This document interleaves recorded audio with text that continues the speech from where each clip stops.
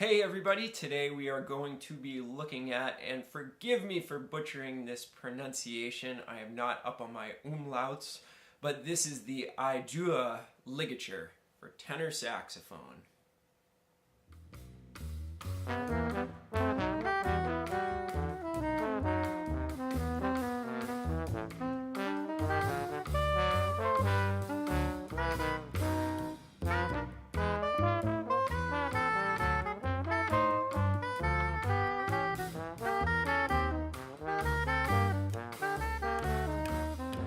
So today we're going to be looking at a brand new product from Blue Ridge Horns, a small company out of Brooklyn, New York.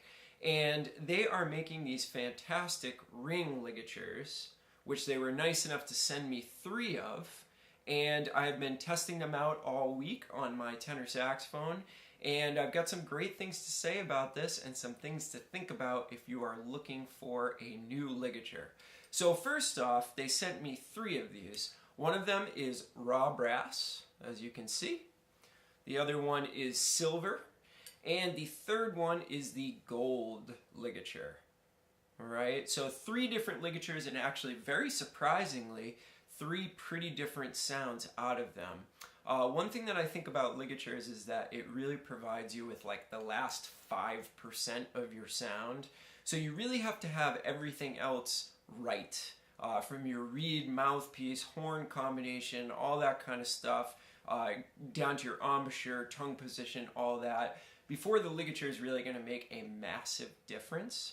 So when I'm testing ligatures and I'm looking for new ligatures and things like that, I understand that it's not going to turn a bad sound magically into a good sound. And I think that that's really important to think about when you are evaluating a ligature or deciding whether you want to spend a whole bunch of money on a ligature.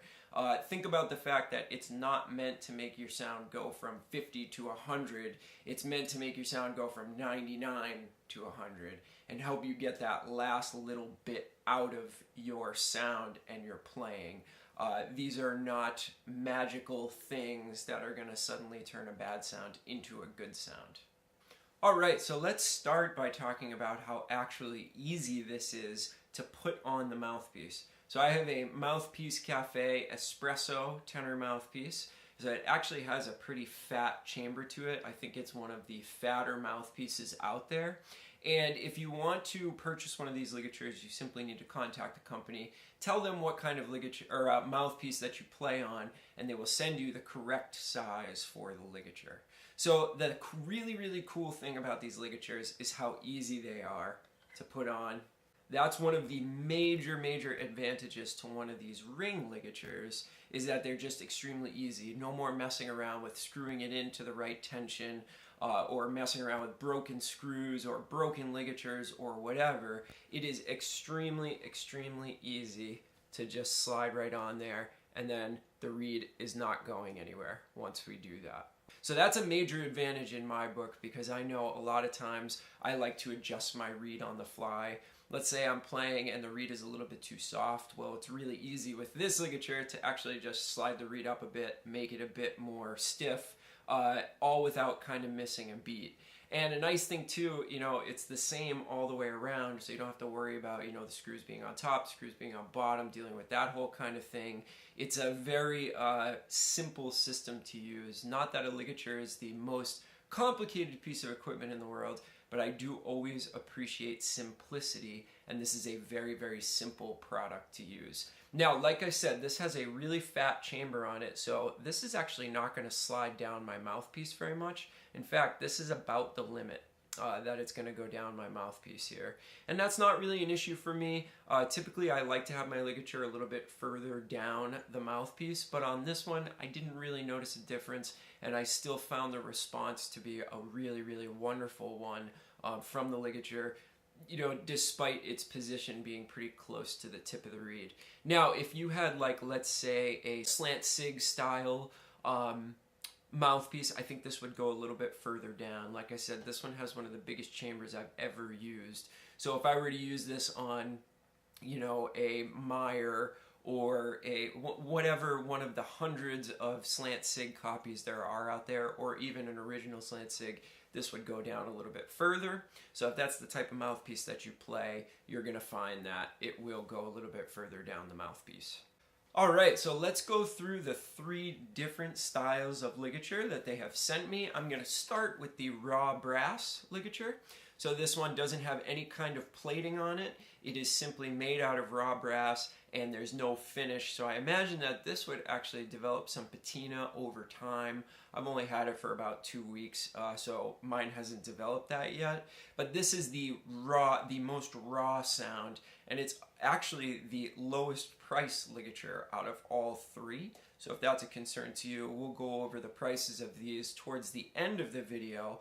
But I just wanted to play each one of these. Now, I'm fully expecting that you're not going to hear a major sound difference from the 3 of these ligatures because, like I said, it really is that last 1% of the sound. So it's not like it's going to change my sound completely. So I'm going to play a little bit and then I'm going to talk about the feel of the ligature more because I don't think you'll be able to hear the sound difference as much. So here is the raw brass ligature.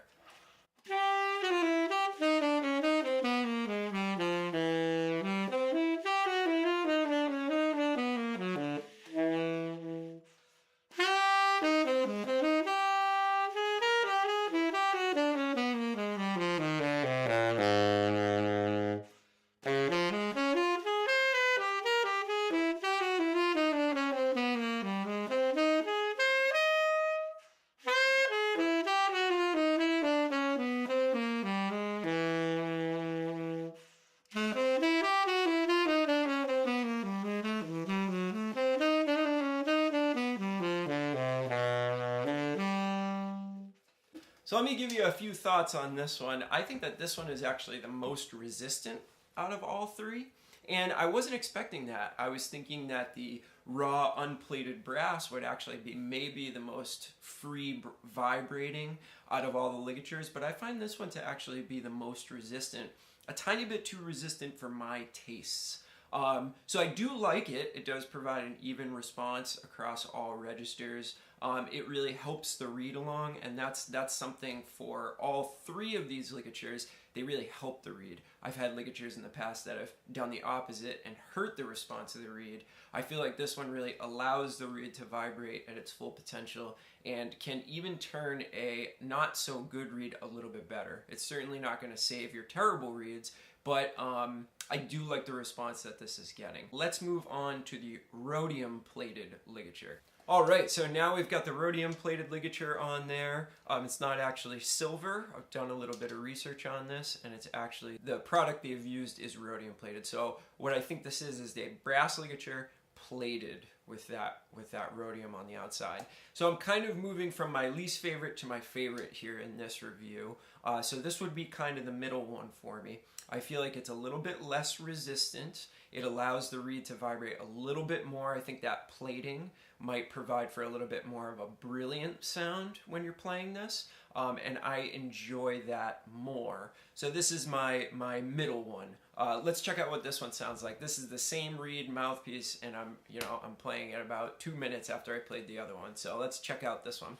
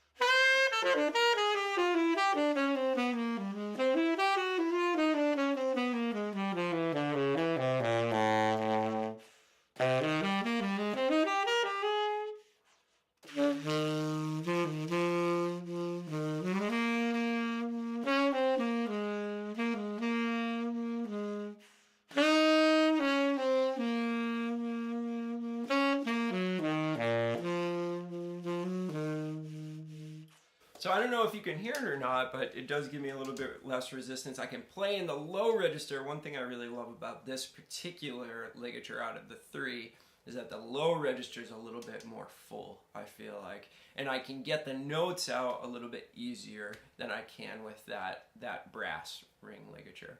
All right, so there is the rhodium plated one. Let's move on to the gold plated ligature, my favorite. All right, so on to our third and final ligature. This is the raw brass ligature plated with gold.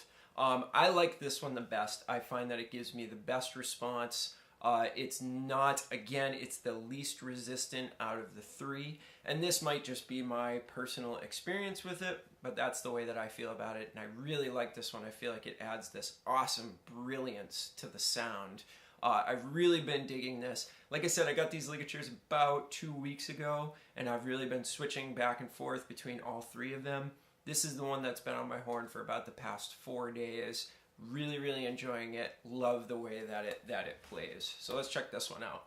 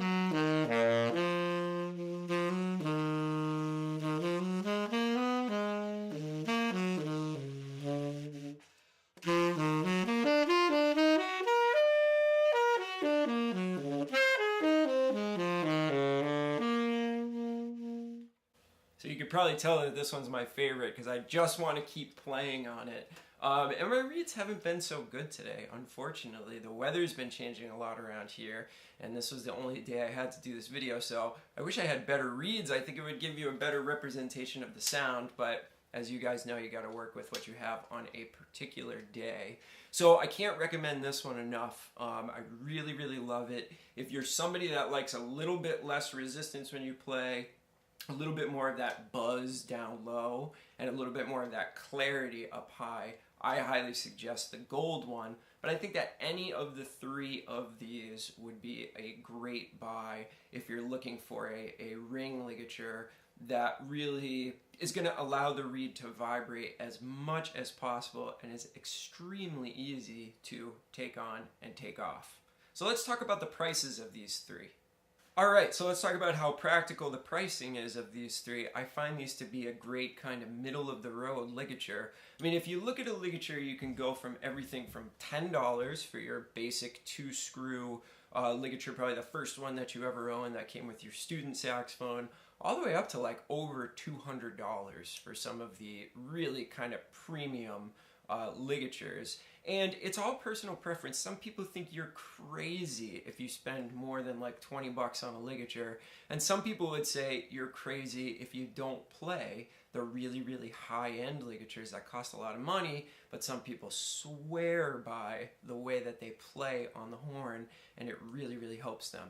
So again, it's like anything else, it all comes down to personal preference. So let's talk about the price on these. So the raw brass is the cheapest, and that makes sense because he didn't have to use any kind of other materials to plate this ligature. So this comes in at $65. Really not a very expensive option, especially with the ligature market that's out there these days. This is a pretty middle of the road as far as price goes.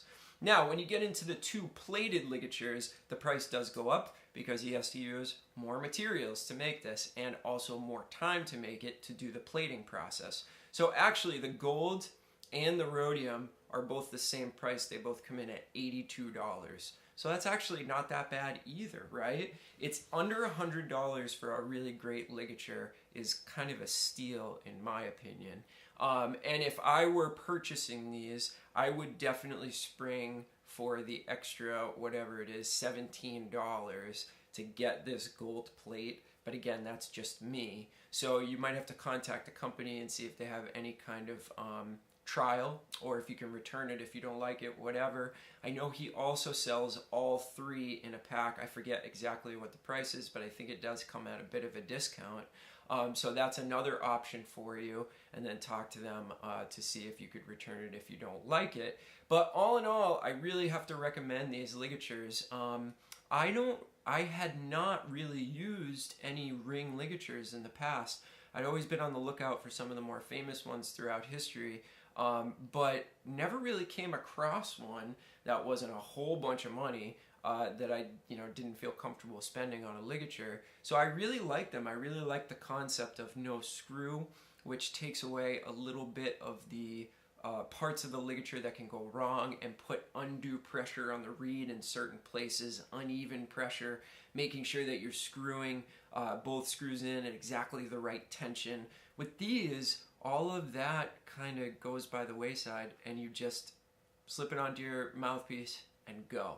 And that's one thing that I really, really enjoy about these, being in a lot of situations where I like to switch reeds or even switch mouthpieces or whatever. These are really, really practical for that. And sound-wise, I really think that they hold up. I was playing on a Rico H ligature. I had played Ultimate ligature, a bunch of other stuff, some of the Van Doren ligatures. These really do hold up to those, and I would say they definitely belong in the same category as a lot of those ligatures that people know and love and swear by. I do not think you would be disappointed if you gave one of these a try. So they come recommended from me. You can check them out at Blue Ridge Horns. Just Google Blue Ridge Horns. It'll be the first thing that comes up, and you can read a little bit about the process on how he makes these, and find out a little bit more about the different materials and price points, and a little bit about the history of what he's doing. So overall, it gets a thumbs up from me.